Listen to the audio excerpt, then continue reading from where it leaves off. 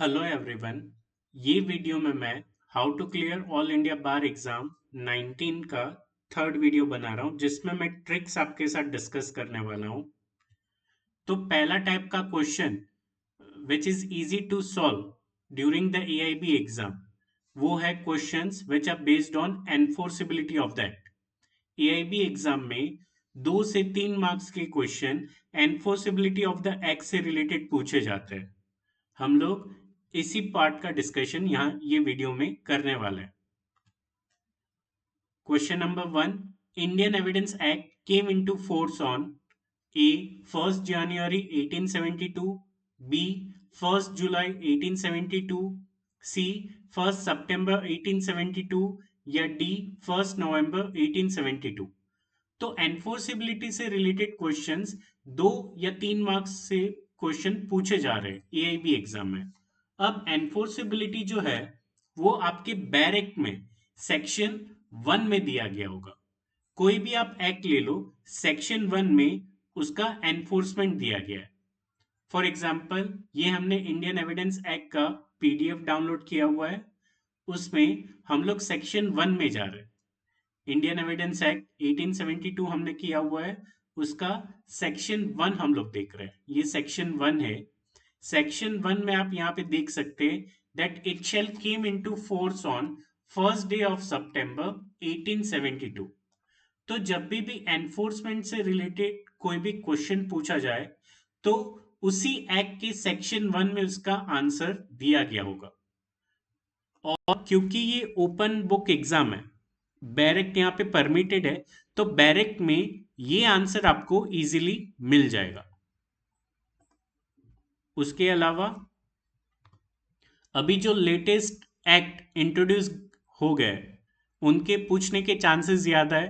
तो Bharatiya Nyaya Sanhita came into force on या came into effect on option A 1 January 2024, option B 30 June 2024, option C 1 July 2024 या option D 1 जून 2023। तो इसका answer है option C, it came into effect on 1st of July 2024. Same goes with BNSS Act.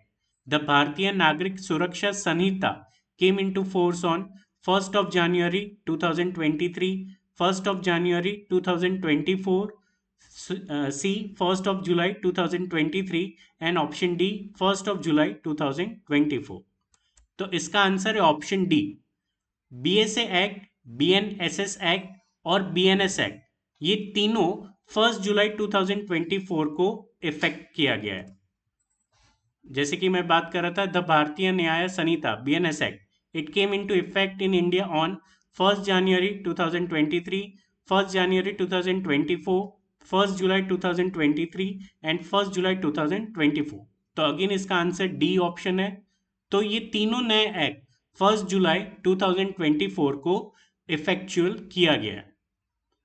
बाकी के यहाँ पे कुछ question है वो आपके लिए होमवर्क है, आप प्रैक्टिस कीजिए। ओपन बुक ही है तो बैरेक का इस्तेमाल कीजिए, बट कैसे आपको फाइंड करना है ये मैंने आपको बताया हुआ है। वैसे ही प्रैक्टिस करके बाकी के फर्दर क्वेश्चंस का आंसर आप कमेंट्स में दे सकते हैं। Question number 5, negotiable instrument act 1881 came into force on option A 1st January 1881, option B 1st January 1882, option C 1st March 1881 या ऑप्शन डी 1st March 1882। इसका आंसर मुझे कमेंट सेक्शन में बताइएगा। Question number 6, limitation act came into force on option A 1st January 1961, option B 1st January 1962, option C 1st January 1964 and option D 1st January 1967। Again इसका भी answer मुझे comment section में बताइएगा। Question number 7, the land acquisition act 1894 came into force on option A 1st day of January 1894, 1st day of March 1894, 1st day of April 1894 and 1st day of November 1894।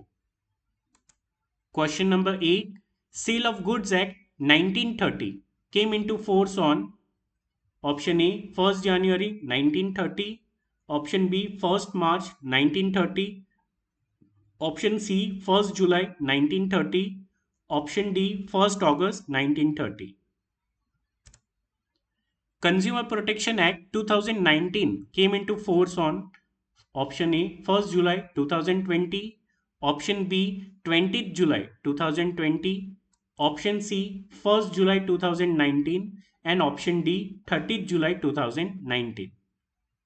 And lastly, question number 10, Specific Relief Act came into force on 1st of March 1964, option B 1st of August 1964, option C 1st of December 1964 and option D 1st of September 1964.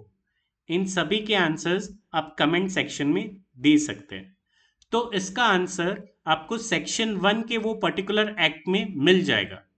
अगर section 1 में नहीं दिया गया है तो आप उसके foot note में उसका जवाब आपको मिल जाएगा। सेक्शन 1 में ही उसके फुट नोट में आपको उसका जवाब मिल जाएगा, जो कि बैरेक में इजीली अवेलेबल है।